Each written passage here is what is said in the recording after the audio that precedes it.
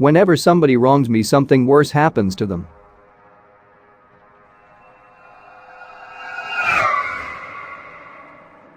I will never forget you, she whispered as she held my hand. My eyes closed with a smile on my face. I wanted to know what would happen after I died. Maybe I could spit on all the people who wronged me. But something happened. I heard my own device flatline before it felt like I fell asleep.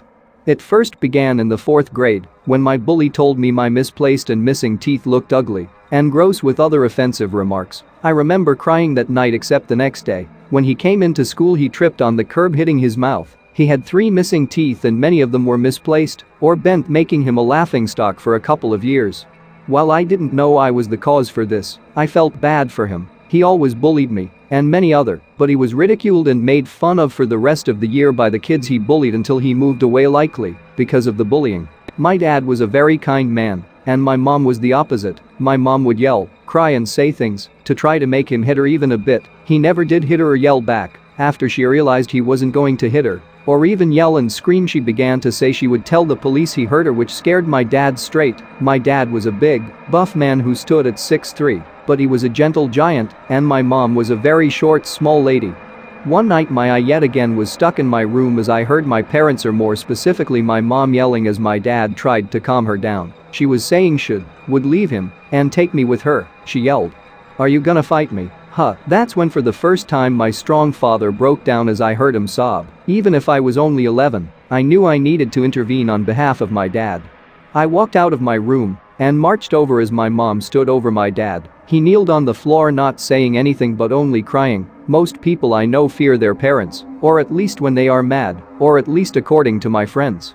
I was never afraid of my mom, only enraged or annoyed, which made it easy to step in front of. "Go away, we don't want you here," I muttered. She looked confused, then amused. "Daddy is being rude and lazy again. We are just having a talk." She lowered her voice when speaking to me, but I held my ground. "No. You're yelling at him. I don't love you," I said, not showing a bit of regret afterwards. She looked shocked and mad and slapped me in the face. It wasn't a hard slap or even painful, but it was a slap that shook my world. Even if I didn't like my mother, I didn't expect this from her. Tears formed in my eyes as she realized even a small but anger-filled slap was a mistake. "I'm just playing. It wasn't even that hard." She held my close, but I didn't hug her back. The slight pain faded within a minute, but the memory of that betrayal lived in my mind forever. Of course, something bad happened to her the next day, something worse than what she did to me. On her way to her friend's house, she got in a really bad car wreck. It was a miracle she didn't get injured. The police fined her for going well above the speed limit and for damages. Then the same day she got fired from her job. Needless to say, it was a fun day for her. You wouldn't believe it happened to me, but it happened, so much that I know I somehow caused it, especially with the most recent events. It happened 74 times throughout my long life. The bullies egged my house and then got lost and accidentally egged the sheriff's house while he watched from out a window. Somebody took things from my cart as I was shopping. Then, when I left, they were getting arrested for having illegal drugs on them. They were just searched by a random chance. Most of the stuff that happened to me was mundane. Not much big stuff happened until one day I was walking home from my job. The rain pelted the floor as my feet splashed puddles. I decided to take a shortcut down the alleyway. I felt good that day. I walked past a man with tattered clothes and long untamed hair. I thought nothing of it as I passed by, eager to get home. The man stood up, yelling out to me, "Give me your money," he coughed, pulling out a large knife. I looked at him for a second, not understanding the situation. I just looked at him, trying to process.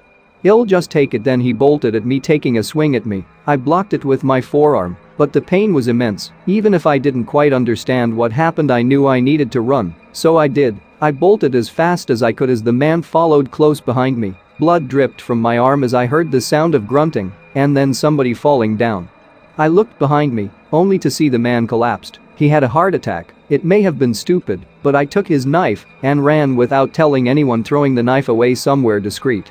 I won't bore you with more things that happened because, as I said, many things did happen. But when I was 24, I got a disturbing revelation. I was cutting up vegetables for a salad for me and my girlfriend. The air was filled with the smell of fresh food and perfume when I accidentally cut my finger really bad. It was nasty. Before this point, I had been very careful to not get myself hurt. It was always other people getting me hurt. I thought nothing of it and bandaged it up with some first aid supplies. I called out to my girlfriend, "I'm gonna get some air," she yelled back. "Okay." In response, I opened the front door, breathing in damp air. It would probably rain later. I stepped outside as the cold air hit me. I walked on the sidewalk when I got blindsided by a car that rammed into me. I blacked out and later found out I had many broken bones and quite the hospital bill. I'm not quite sure as what qualifies as me hurting myself, because stuff like that happened before, but not very much. That was many years ago. However, many times people wronged me and got karma. Some even died, which I regret deeply, but this isn't the end. I was 78, at the end of my life, surrounded by a loving wife, kids and grandkids, as they told me how much they cared about me. They told me everything they needed, and they left except my wife. "I love you, Rachel," I whispered. I was okay with death. It was peaceful. "I will never forget you," she whispered as she held my hand. My eyes closed with a smile on my face. I wanted to know what would happen after I died. Maybe I could spit on all the people who wronged me. But something happened. I heard my own device flatline before it felt like I fell asleep. I woke up in a weird land, but everything felt extremely surreal. The area looked like a rocky desert, but everything was purple. The rocks, the sky, the lakes were all purple or black. I rubbed my head, wondering if this was the afterlife. Where was everyone? My footsteps echoed loudly in the otherwise quiet land. Everything smelled like dust and dirt. It was neither hot nor cold, and it was dark, but I could see perfectly. I walked over to one of the lakes and dipped my hand in it. It burned my hand badly, but it didn't leave any marks. Then something came up from the water. The thing had a human shape with gray skin. It wore a white robe with weird symbols. Its skin was spiky and bumpy with long nails and jutting bones. Its head was cut off at the eyes, where horns came up spiraling in circles around a small red light. It lacked lips and a nose, but it had sharp teeth. I was struck with panic and fear. I was sure I arrived in the wrong afterlife.